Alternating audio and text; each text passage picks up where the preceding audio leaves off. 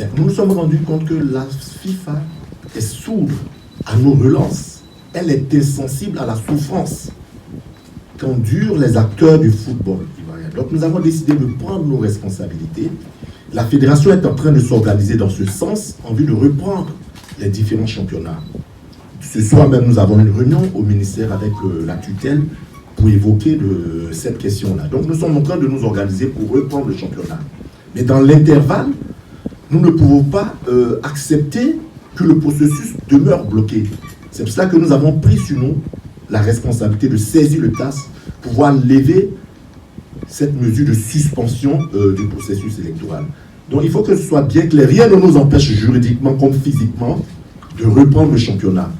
On a voulu attendre que la nouvelle équipe prenne le relais et organise cela, mais on se rend compte que si on veut attendre la FIFA, on ne sait pas quand est-ce qu'elle va rendre sa décision.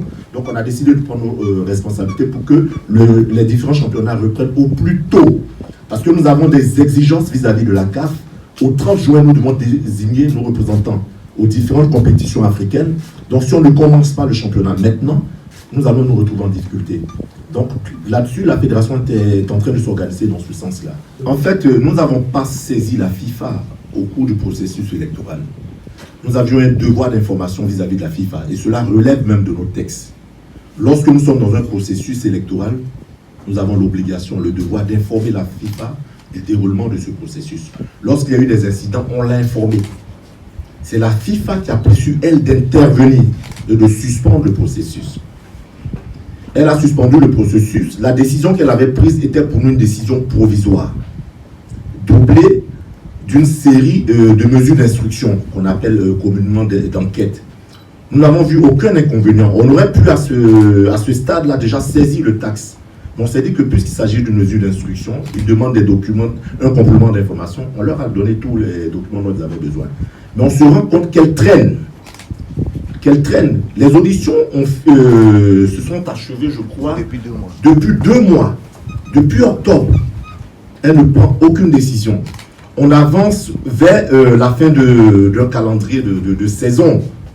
Comme je l'ai dit tout à l'heure, nous avons des impératifs vis-à-vis de la CAF. Nous devons désigner nos équipes qui vont nous représenter.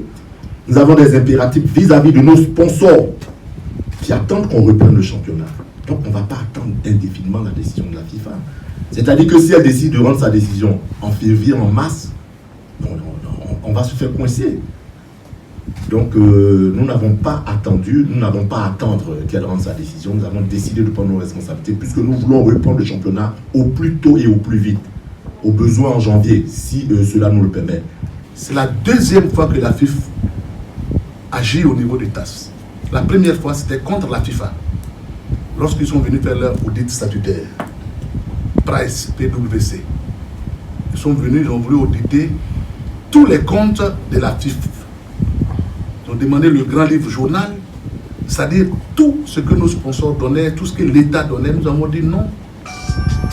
Est-ce que vous pouvez demander à Le Gret, en France, de mettre à votre disposition son grand livre journal? L'argent que vous nous avez donné, vous venez auditer. Qu'est-ce que nous avons fait avec cet argent? Pour ça, ils nous ont bloqué notre argent.